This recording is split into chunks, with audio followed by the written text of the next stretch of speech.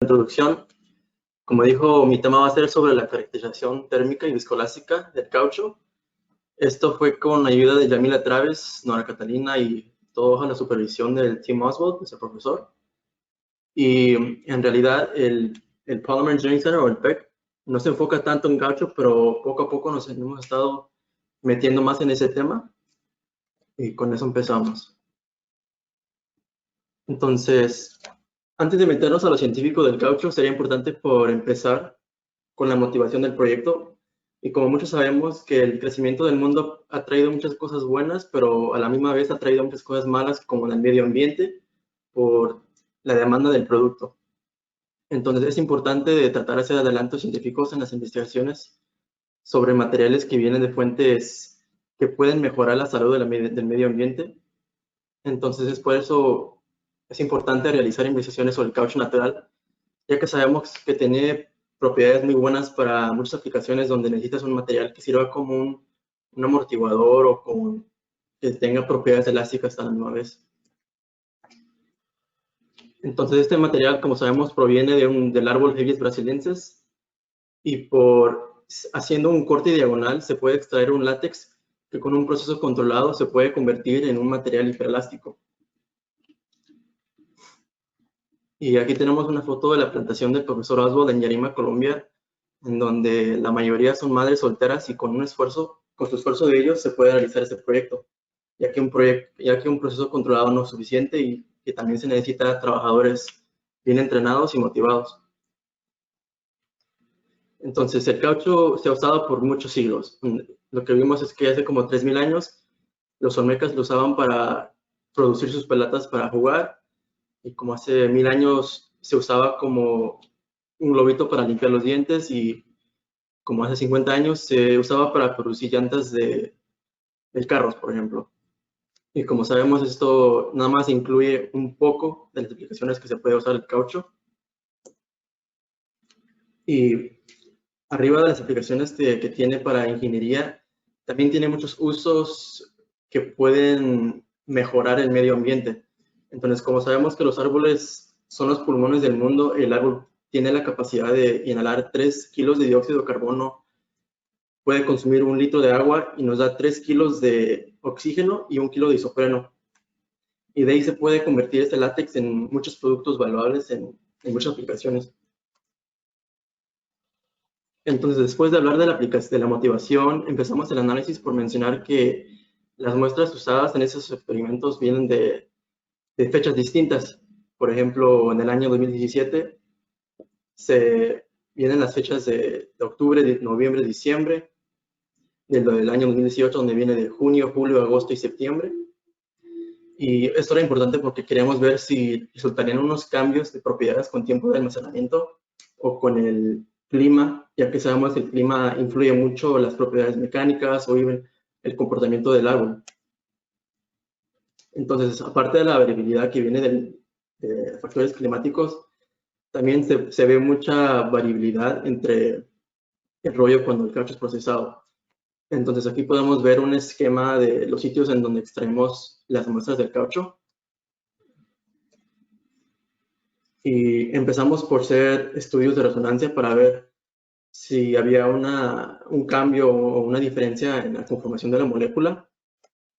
Y después de las medidas de resonancia se puede ver que no hay una variabilidad en términos de la conformación de la molécula. Y los 4 sitios tienen 0% trans y 100% cis.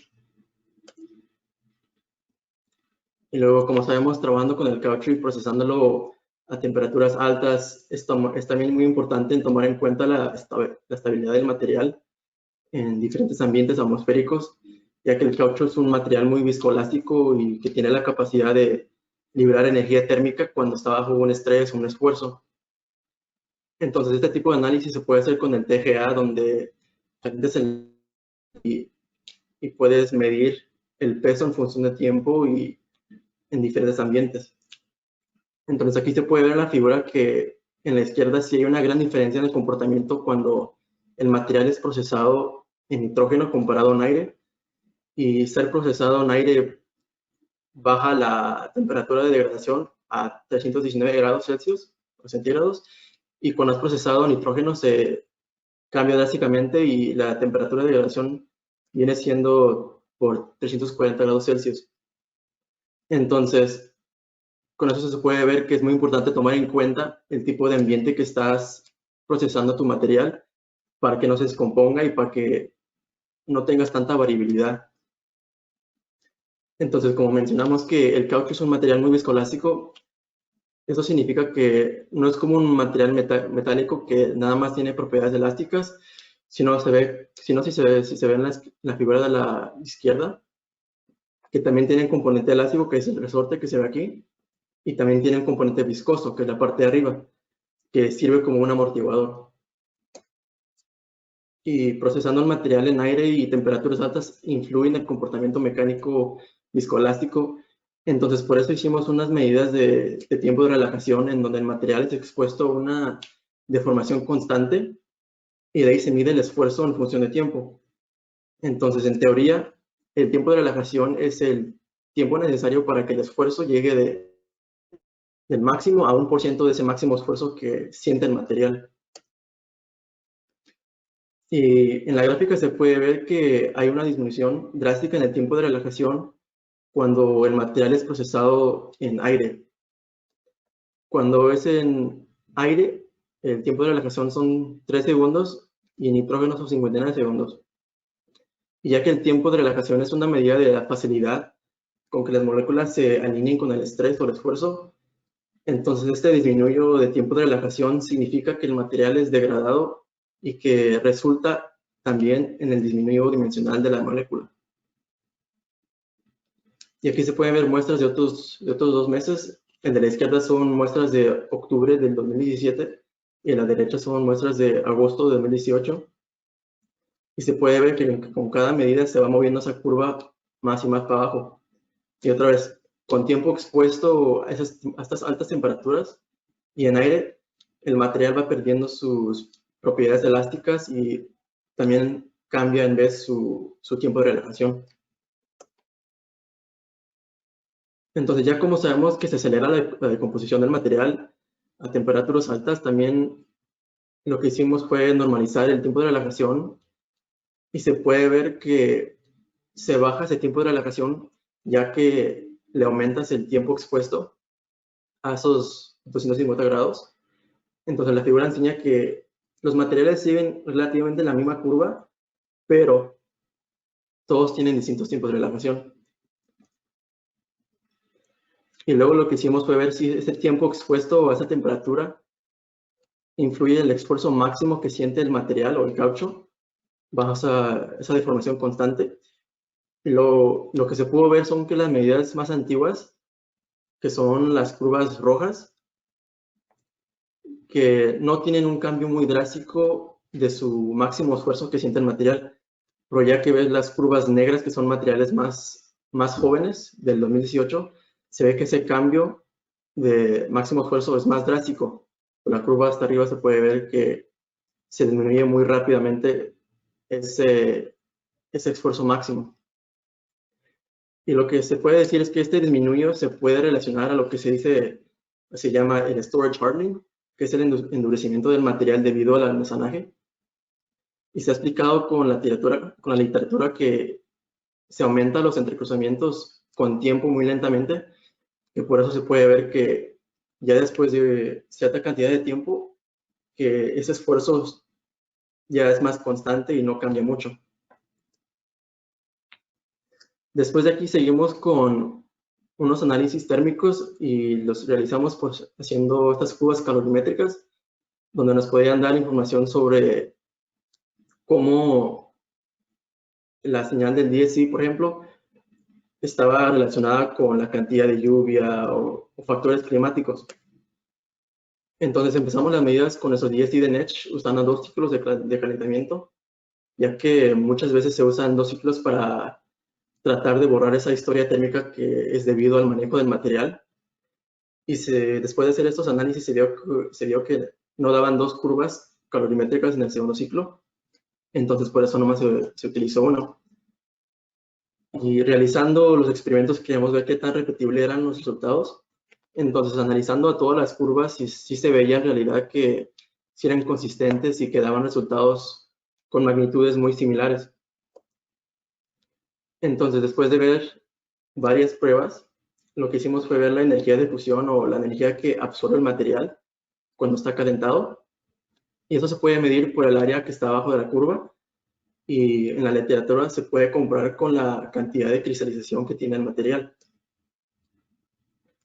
Y algo interesante que se encontró fue que hubo un tipo de relación con la cantidad de cristalización que tiene con la lluvia que tiene esa área en Yarima. Y como cada planta y árbol, cada uno tiene su requisito de lluvia, temperatura, insolación, y esos requisitos tienen que estar presentes constantemente durante todo el año. Entonces, en la figura arriba hay una región gris, que es la cantidad que el árbol tiene que tener mensualmente de lluvia, y si ves los diamantes azules, la cantidad de lluvia, y los cuadritos negros es la señal de DSI que sale de la máquina. Lo que se puede ver es que cuando la lluvia está dentro de esa región gris, que la señal del DSI, o sea, la cantidad de cristalización es más constante y no cambia muy drásticamente. Pero ya que sale esa cantidad de lluvia de esa región, se ve que cambia la señal del DSI, que no es tan constante y que también cambia proporcionalmente con la lluvia. Entonces vimos que la lluvia influye la cantidad de cristalización que se puede conectar indirectamente con las propiedades mecánicas del caucho. Entonces la siguiente meta fue ver si se pueden hacer medidas no destructivas que nos den información sobre las propiedades mecánicas del material.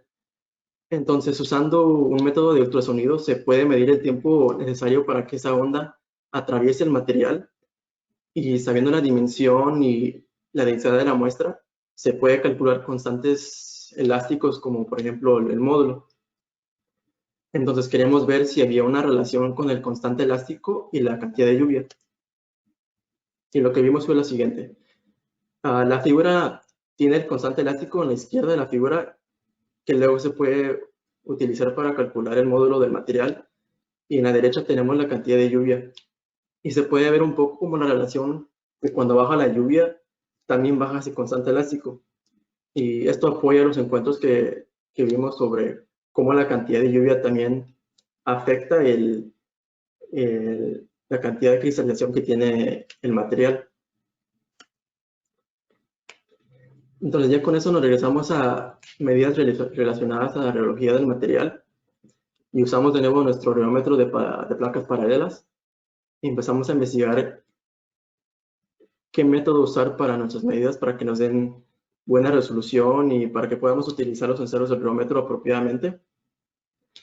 Entonces, con esta medida preliminaria pudimos escoger en usar 210 grados como la temperatura apropiada para nuestro sistema, ya que nos daba resultados consistentes y sin la necesidad de esperar mucho tiempo para que la medida acabara de tiempo de relajación.